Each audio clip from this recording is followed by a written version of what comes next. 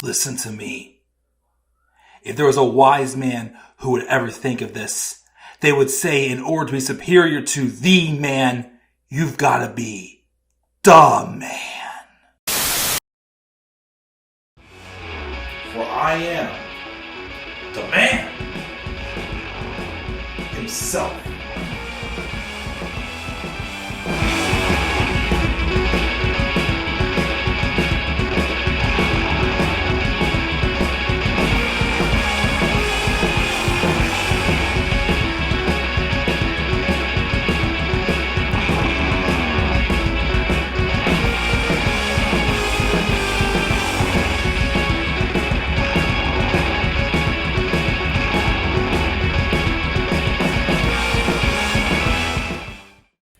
What is going on, guys? How y'all doing tonight?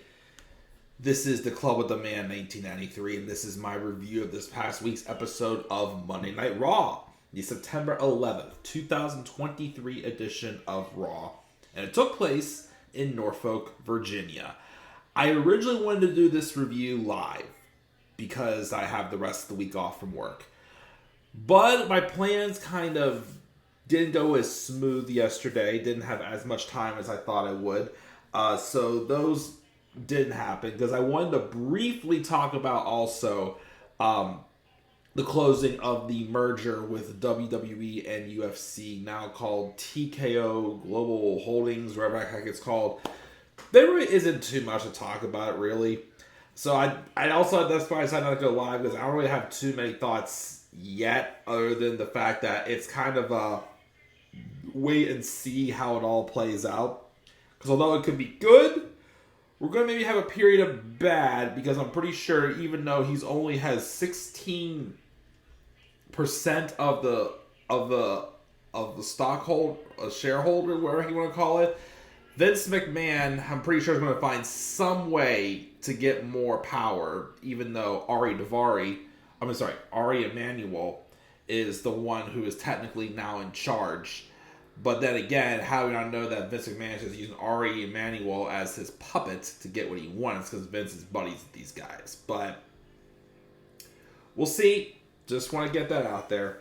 But of course, as the last day of the fully owned McMahon WWE, this episode of Raw was another odd one. I don't know. Like I said, last week's Raw got me really pumped for Fastlane. And then SmackDown and this week's Raw, I was just like, meh. Of course, we have that ending.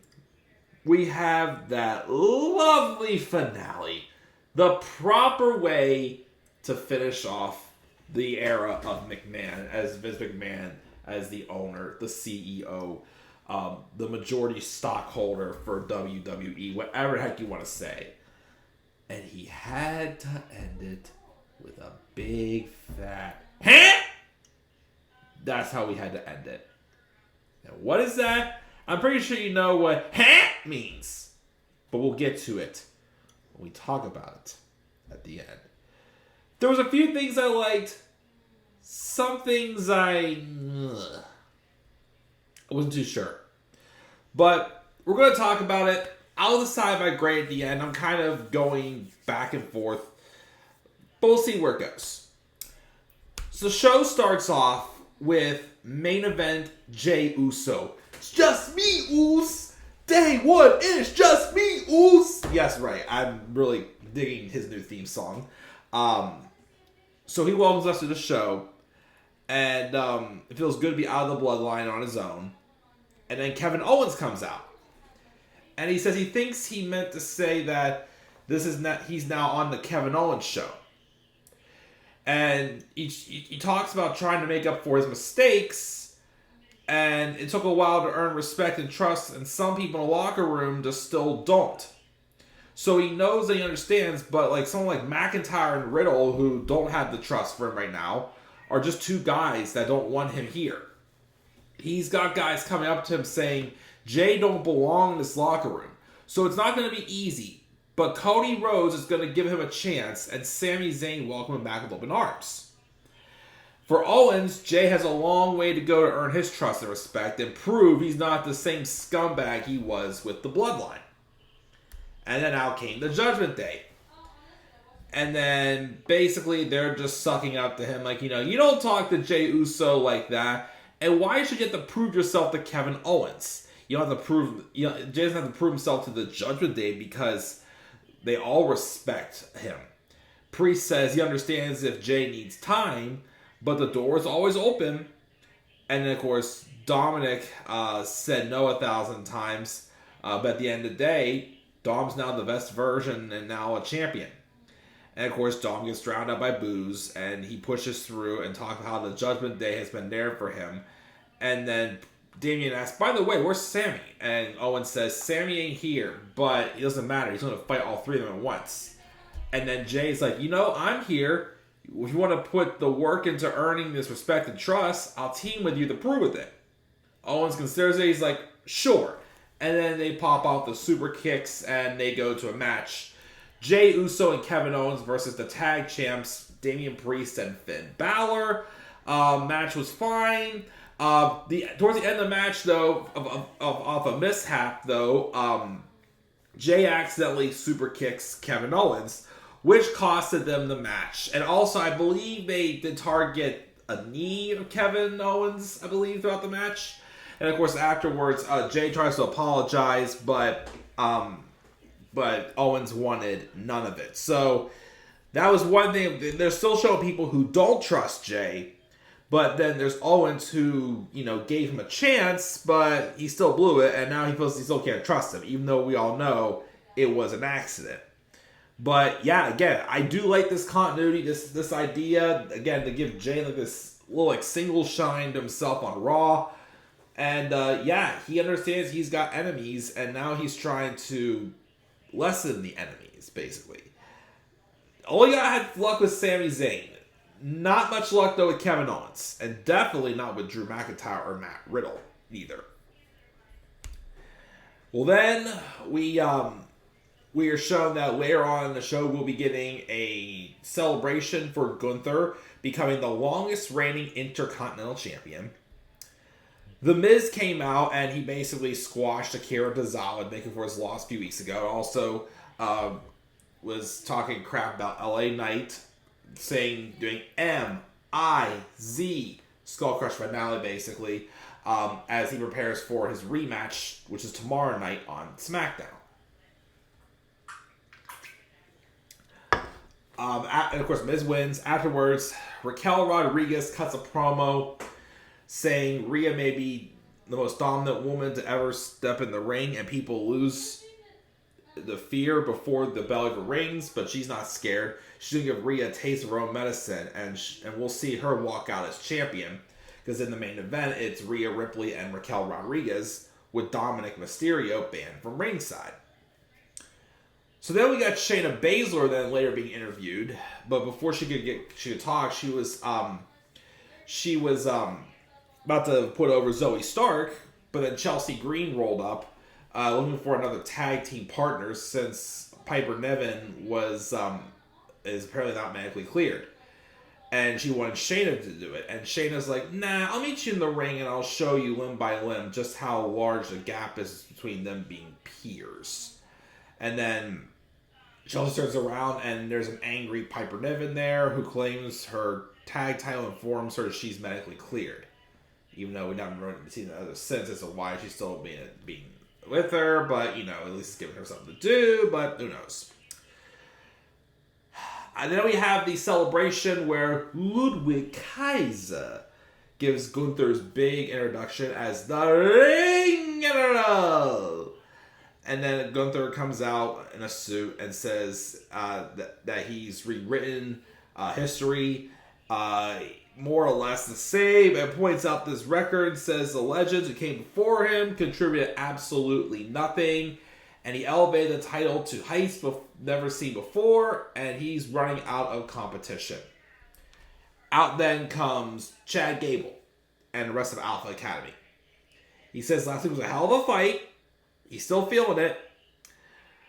And Chad does congratulate Gunther.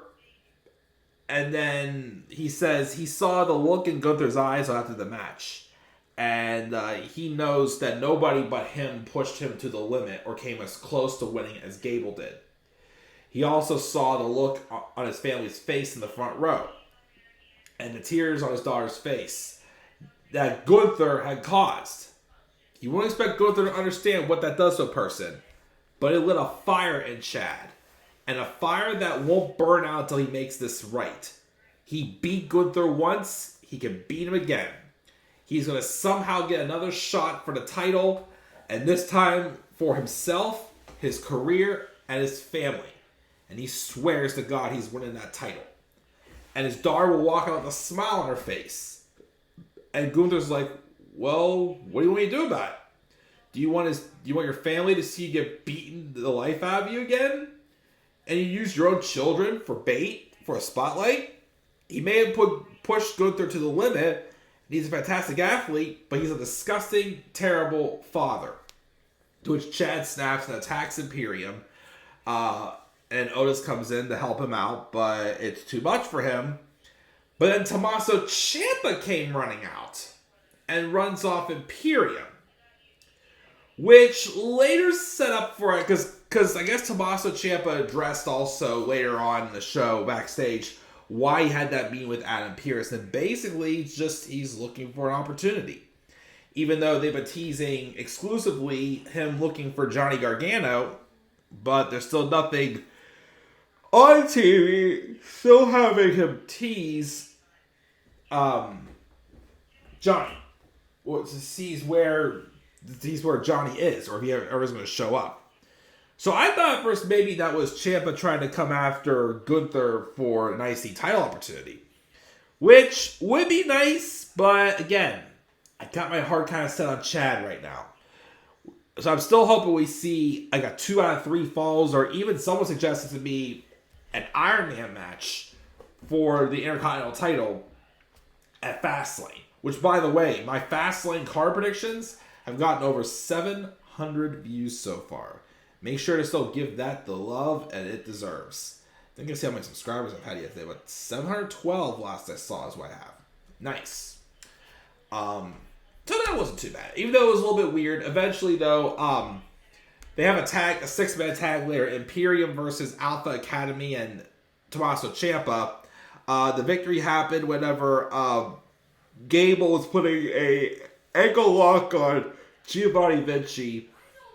And then Tommaso Ciampa has him in like his whatever he calls it. It's basically the same submission maneuver as Johnny Gargano uses. That's called the Gargano Escape on Gunther.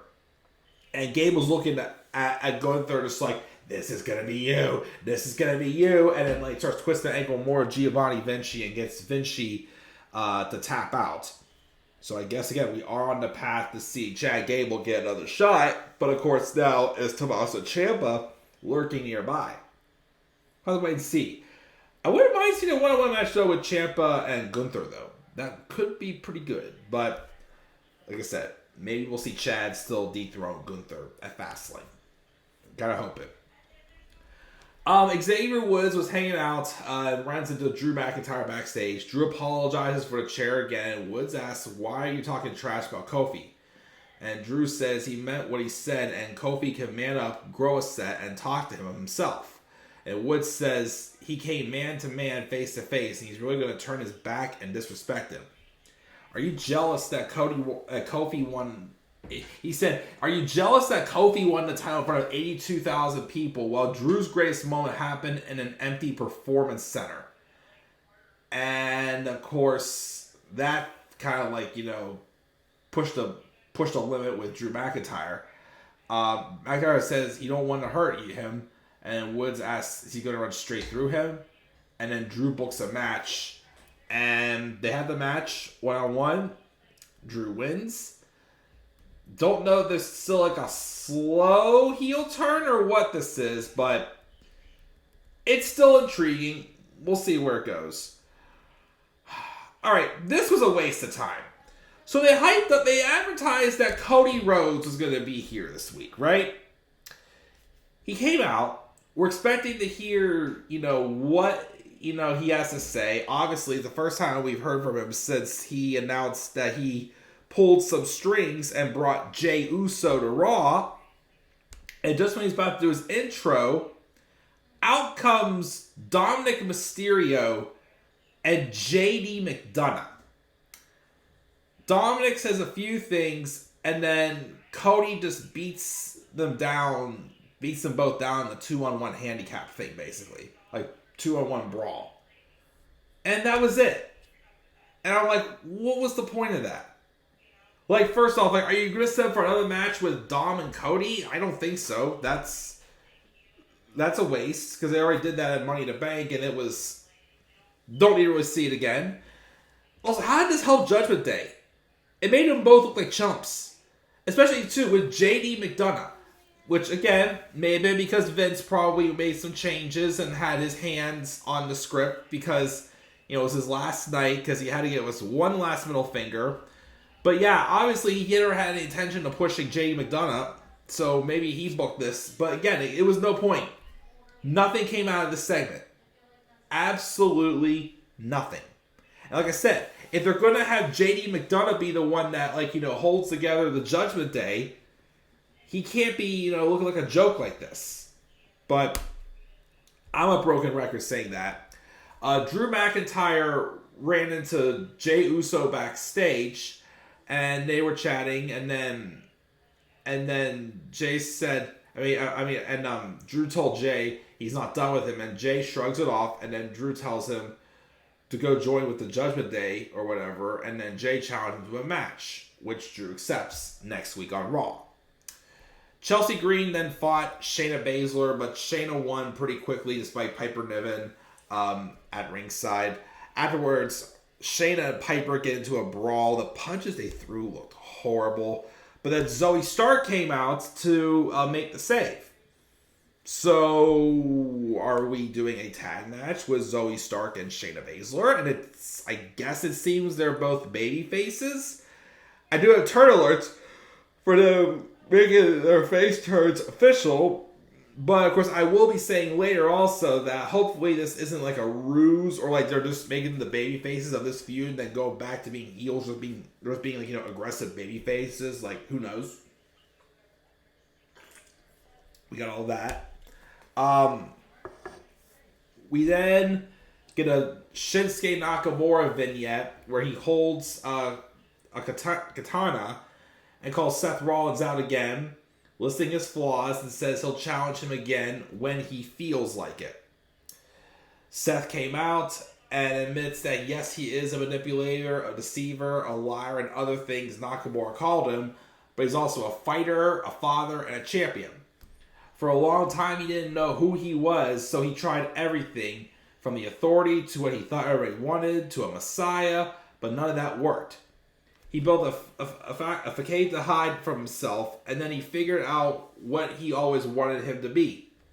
Himself. That's why we love him. Even though he was saying, I was what you guys wanted to be, but he more so was being himself. When he was being what he thought we wanted him to be, that was him not being himself. But now that he's being himself, it's not for being a good guy or a bad guy, but for being Seth freaking Rollins.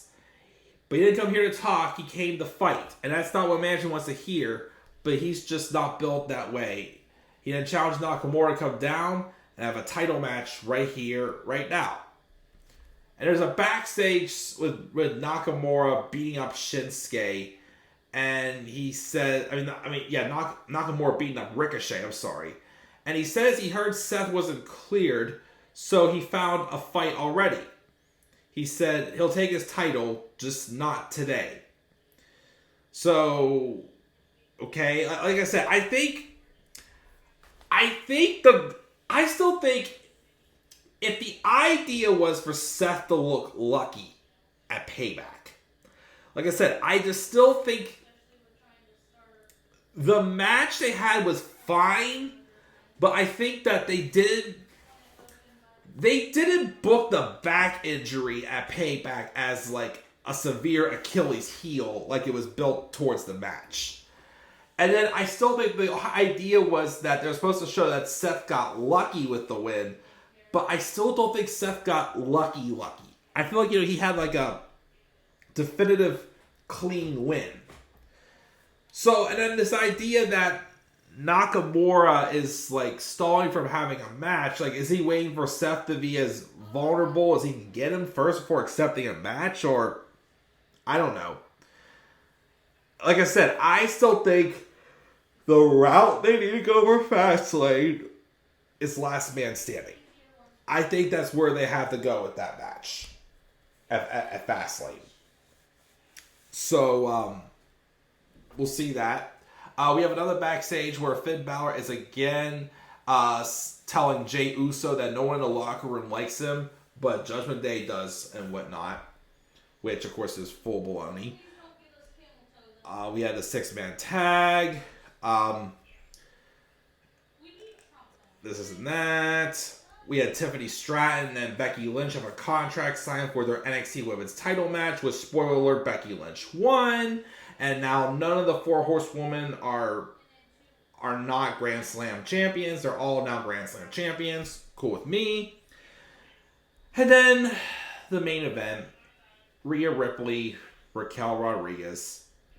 They tried. They really did try. But of course, the match ended. Again, Dominic Mysterio, when they announced that Dominic Mysterio was banned from ringside, I thought, okay, maybe it'll be JD McDonough. Continuing the story of JD McDonough trying to prove himself to the Judgment Day that he belongs.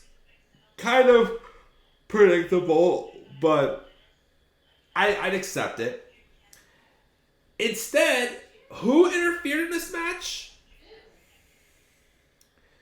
The return of me, Ms. I can't believe I'm saying the name. Okay, let's try to say it. Repeat after me.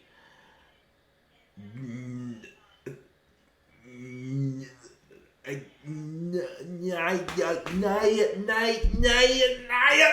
Jax. A couple weeks ago, when they teased somebody being Chelsea's new tag partner, and of course it was Piper Niven, but at first I feared to death that it was Nia Jax. And I was like, whoo! And this time, when we see Nia go to attack Raquel, at first her back's turned thinking, oh, please don't be Nia. Please don't be Nia. It was Nia.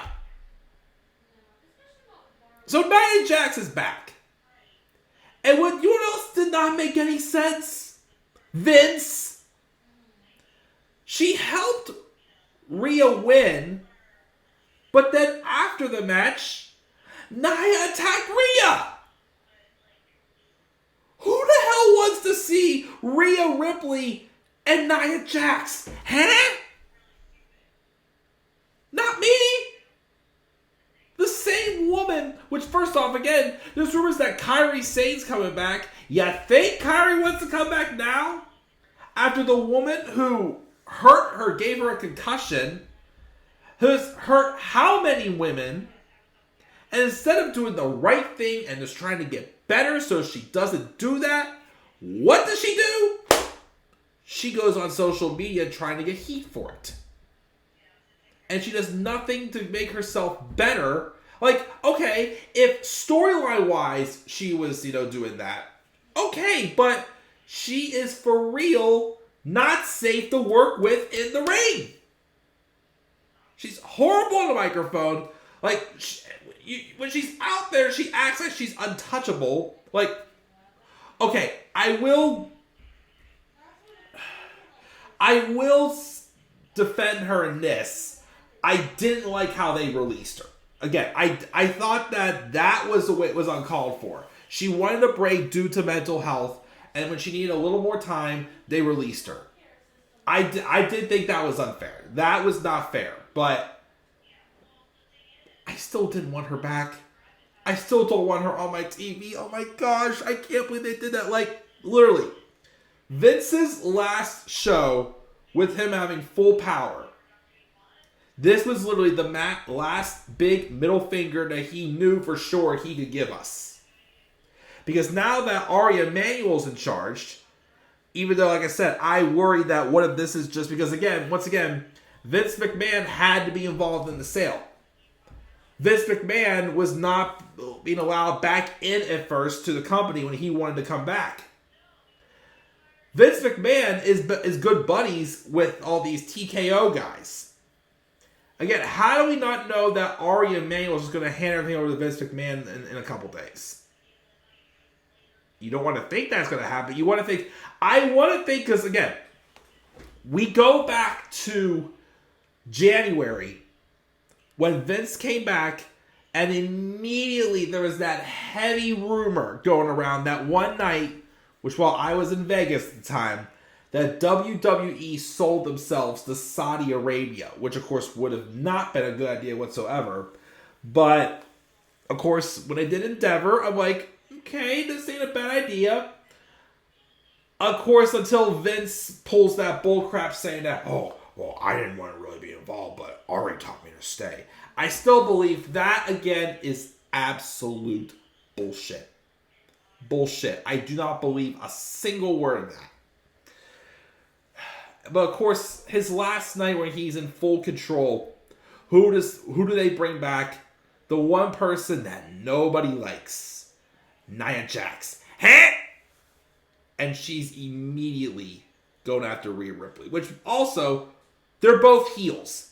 How is that going to work? I mean, yes, people I'm sure would cheer for Rhea over Nia. But Rhea is still a part of a heel group. They're trying to make the big dominate heel faction now that the bloodline's dissolved. And you're going to have a heel feud with a heel. Great job. Great job. You make absolutely no sense whatsoever.